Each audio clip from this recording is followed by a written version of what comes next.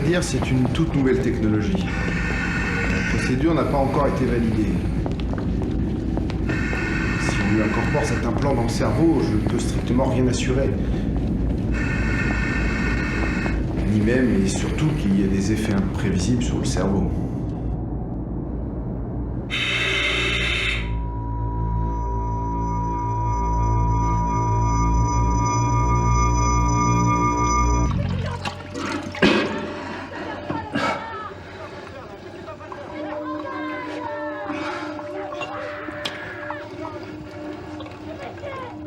Mais ils se fatiguent jamais, ceux-là.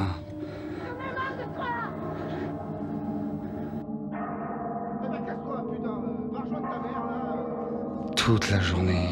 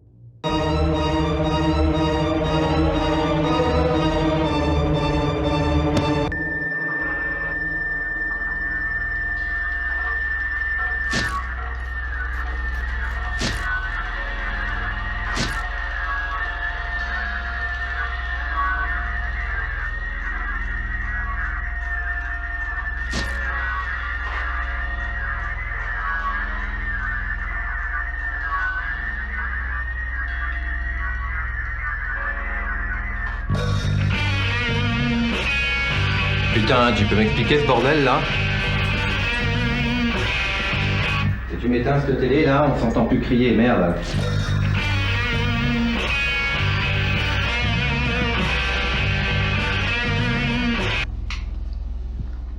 Vos chaussures. Couvrez vos chaussures. L'épreuve.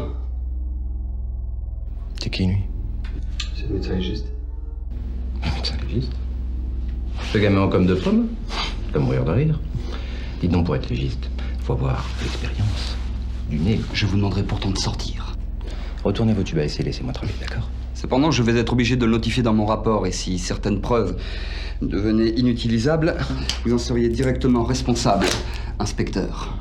Commencez pas avec votre tondra de bibliothécaire, d'accord? Parce que sinon... Sinon, on va pas se fâcher pour ça. De toute façon, le mal est fait. Hein. Bon, si je bouge pas, ça vous va? Bien. Dites-moi ce que vous avez trouvé dans vos livres concernant ce meurtre. Malmené longuement, il a d'abord tenté de l'étrangler. Il l'a frappé pendant des heures, de plus en plus fort. Ah, il l'a stressé mentalement en regardant des films. Peut-être voulait-il la menacer de s'attaquer à elle, peut-être pour se rappeler des moments qu'il aurait voulu passer avec, peut-être... Mais je pencherais volontiers sur une rupture que son petit ami n'a pas digérée. Vous parlez de la personne à l'hôpital dans un état critique? Bah voyons, c'est tout simple. Hein, après avoir achevé sa copine, il se tape la tête contre les murs, il se lacère le corps, et puis alors là, le fin du fin, il calcule combien il lui reste à vivre, et puis il appelle une ambulance. Pas mal, ouais. Vous n'êtes pas si loin. C'est ça. Là, vous avez intérêt à avoir des arguments un petit peu plus solides, d'accord? Alors arrêtez de vous foutre de ma gueule.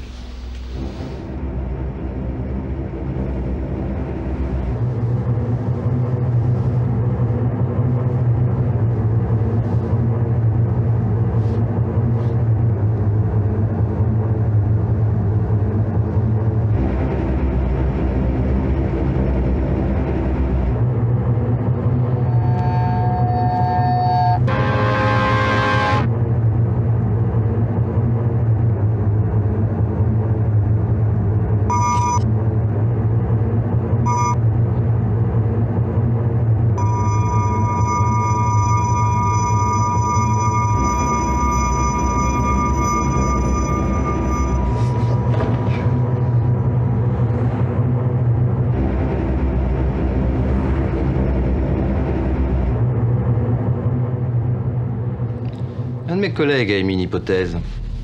J'y crois pas des masses, mais ça coûte rien d'en parler. Selon lui, voilà comment s'est passée l'histoire. Votre petite amie vous annonce son intention de vous quitter. Vous discutez avec elle, l'énervement aidant, la situation s'emballe, une altercation s'ensuit et pfft, ça part en vrille. Conscient de la portée et de la gravité de votre geste, vous devenez violent envers vous-même.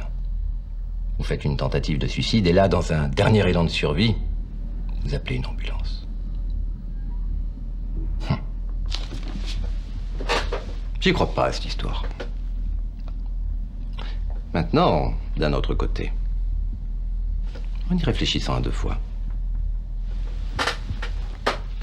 un crime passionnel, doublé d'une tentative de suicide, c'est pas bien méchant tout ça. Et qui plus est, c'est défendable. Vous me saoulez avec vos conneries. Alors c'est quoi votre version? Je comprends rien à ce que vous dites. Je comprends rien, je suis fatigué. Allô? Ouais. Qui? Eh ben, il tombe bien, celui-là. Qu'il entre. C'est lui. C'est lui. C'est pas toi qui l'as poussé contre le mur. Et c'est pas toi non plus qui l'as étranglé avec tes gants noirs ridicules. Tu es un assassin. Et c'est pas toi non plus qui l'as étranglé avec tes gants noirs ridicules. Avoue-le, tu es un meurtrier. Tu l'as frappé au visage. Tu l'as poussé contre le mur. Tu as tenté de la faire taire. Tu es un meurtrier. Écoutez, je dois m'excuser. Je vous ai mal jugé. Si. Je sais pas comment vous avez fait pour le faire avouer, ni d'ailleurs pour deviner tout ce qui s'était passé en si peu de temps et avec autant de précision. Et durant toute ma carrière, pour être franc, j'ai rencontré de bons médecins légistes et de bons profilers, mais alors, un bon légiste et un bon profiler, ça, jamais. Alors si d'aventure vous cherchez du boulot, donnez-moi un petit coup de fil. La porte vous est grande ouverte. J'y réfléchirai. Au fait, un de ces quatre faudra me montrer certaines de vos méthodes. Je serais curieux de savoir comment vous faites.